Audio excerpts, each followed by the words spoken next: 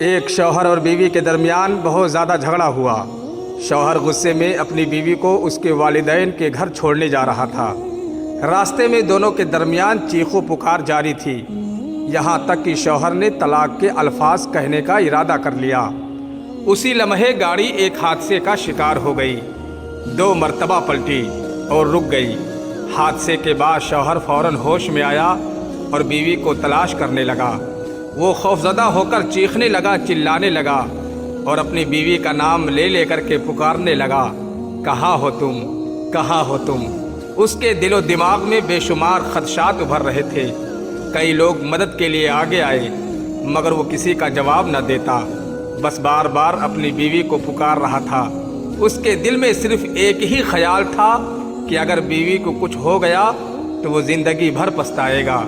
پھر اچانک اس کی نظر گاڑی کی پچھلی سیٹ پر پڑی جہاں بیوی بیٹھی ہوئی تھی۔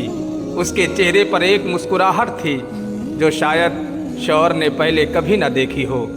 بیوی نے کہا، میں تمہاری آواز سن رہی تھی لیکن میں چاہتی تھی کہ تمہاری محبت اور فکر کی شدت کو محسوس کروں۔ ان کے لیے ایک یادگار سبق بن گیا۔ دونوں نے اللہ کا شکر ادا کیا اور اس واقعے کو اپنی زندگی کے لیے ایک نیا آغاز سمجھا۔ میں یہاں سے کچھ باتیں کہتا ہوں، چھوٹی چھوٹی باتوں پر درگزر کریں۔ اکثر رشتوں میں چھوٹی باتوں پر جھگڑے بڑھ جاتے ہیں۔ ہمیں چاہیے کہ ایسی باتوں کو نظر انداز کریں۔ جیسا کہ شاعر نے کہا، سید وہی جو دانائی سے درگزر کرے، نادانی سے نہیں۔ دوسرے کی جگہ خود کو رکھیں۔